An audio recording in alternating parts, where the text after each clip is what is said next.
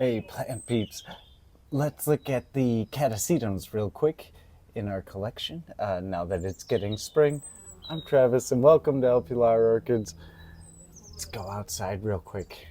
Piggy loves the sun right here on the steps. And yes, we go out. The succulents are now pretty much outside. I tried to bring them in if it's going to rain, which it hasn't, so they've been living out here. Here is the experiment RLC Cattleya. This is the Chilean red sun. If you follow our channel, you know this orchid. We've done a couple of videos on it. It's still kicking. This is the newest growth from last year right here, this one, that little guy. So you can tell the newest growth is smaller.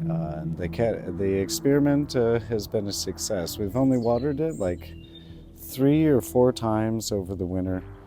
It's out here. Now we leave it outside. It's the only orchid we leave out all night, and we just moved it outside. So, by the way, this is, what is it? Early April, first week in April. And so we just are kind of hardening off some of the other Catasetum types, RLC hybrids, and bringing them outside. Just to get a lot of sun. And yeah, it's blaring sun on them for a couple hours, like 4 hours. We move our catasetums outside now. This is like the 4th or 5th day that we've had them outside in the sun when we know it's not going to rain, because we are not watering our catasetums yet. And so we do transition them. We grow them inside in the winter and then move them outside in the summer. And yeah, we've done a video moving them back in after the summer, like with all the bugs. And now the trick is to get them acclimated and, you know, make them happy with the outside move and not kill the roots. And so I accidentally left them out the other night. And yeah, it got down to, you know, near freezing and whatever. I'm not sure. We had one casualty for sure. This pseudobulb on our newest Catasetum purchase. That pseudobulb is now totally rotted out. So it like gushed water when I touched it the other day, and it bent, and like water just started spraying out of there. Literally, it was crazy. I was like, wow, there's a lot of water in there. Yeah, so for the record, pileatum. That's that one. Catasetum pileatum. Yeah. Not so happy, and nothing new has come up from the bottom. This pseudobulb still looks okay. I don't want to move it too much. It still looks okay. I'm leaving it as it is for now. Probably should chop that off. I don't know.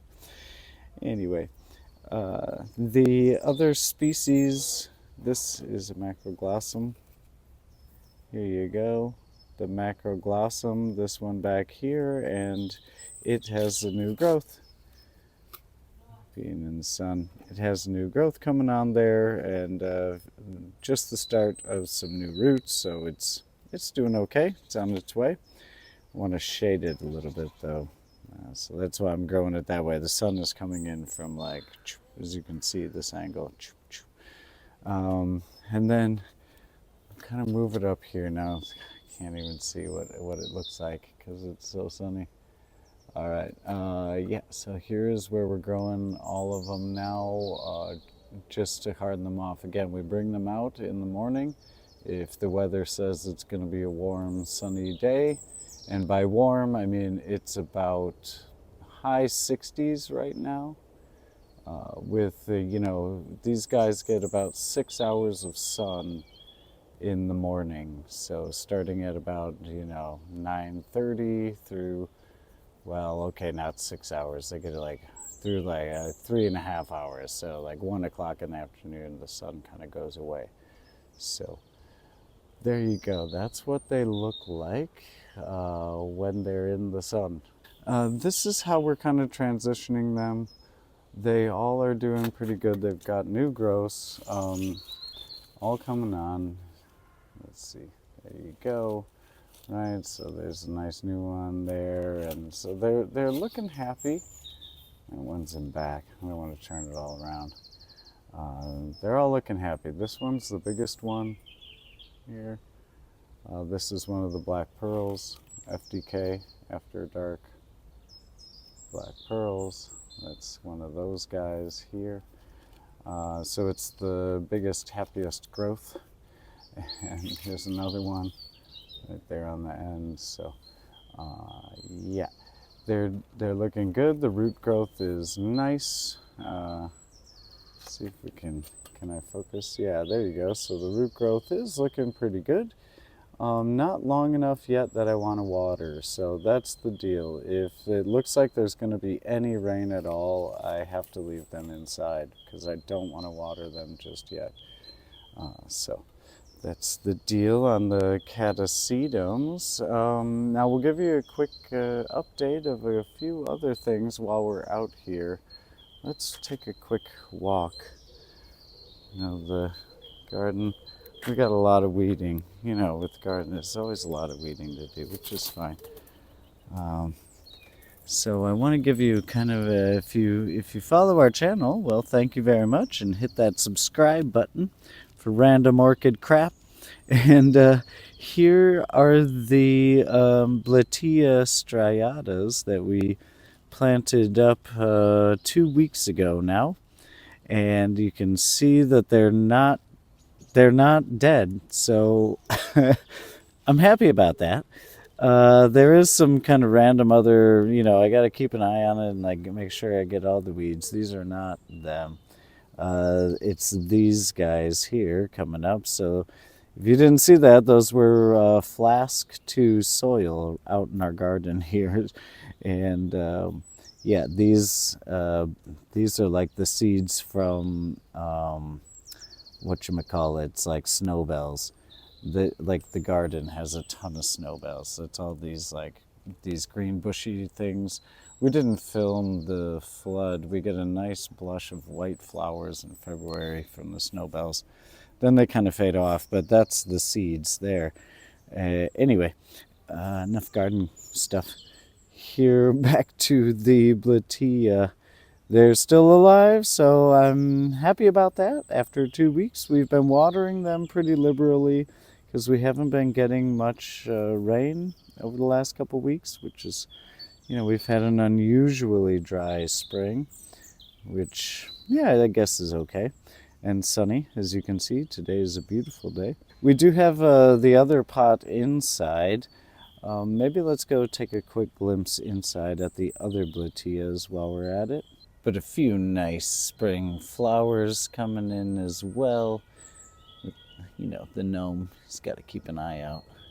Here are the other Blatia, you know, striata and white striata that we deflasked. We just planted them up in soil. They were like tiny little single or, you know, tiny little groups of bulbs that just kind of fell off, and so we planted those up separately. So we'll keep those inside, and if the ones outside don't make it, then we'll maybe try these again later. If any of these make it, it's just easier to control their environment. But you can see we use like our soil from our compost, and it's got a few weed seeds in there, so I got to take, it's constantly like plucking little weeds, you know. Thankfully, it's easy to tell what's one of our little bulbs we want and which one's a weed. So the bud watch is over now on the Paphiopedilum bellatulum. So there you go, in full bloom. It's been open about a week now, and yeah, really happy with this flower and this plant overall. It's a really great one for us, and really love it. Another one, bud watch that we have to end. Where did I put it? Oh, it's watering day. Hold on, let me grab it. Yeah, so it's watering day, and that's why these shelves are empty, and because we're starting to move some plants outside, as you can see. But anyways, the Phalaenopsis japonicum now is in bloom, so bud watch over on this one as well.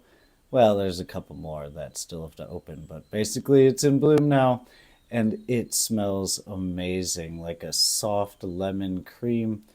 Really fantastic scent on this one. It's great. It just, every year it blooms around this time for us. We thought we were going to lose it a couple years ago, but now it's back on track. And like all of our phals, we just grow it loosely in bark and leca, and we water it once a week, just irrigating. Tend to keep it a little bit colder and grew it on the bottom shelf through the winter. Doing good. Happy with the Siderium japonicum, Phalaenopsis japonicum, whatever, and the Barcaria nervosa. It's in bloom. It's not going to focus. Yeah. Okay, real quick. In bloom. Still. So happy about that. We've been trying to water these guys a bit more frequently. And we still have not repotted or done anything with the dendrobiums. We kind of figured we'll just leave them for now, actually, and let them grow in a bit. And try to get them over the hump, as they say. Final bloom update is on the Paphiopedilum labaudianum, and all of the petals. Let me try to darken it down a bit because the sun is pretty intense.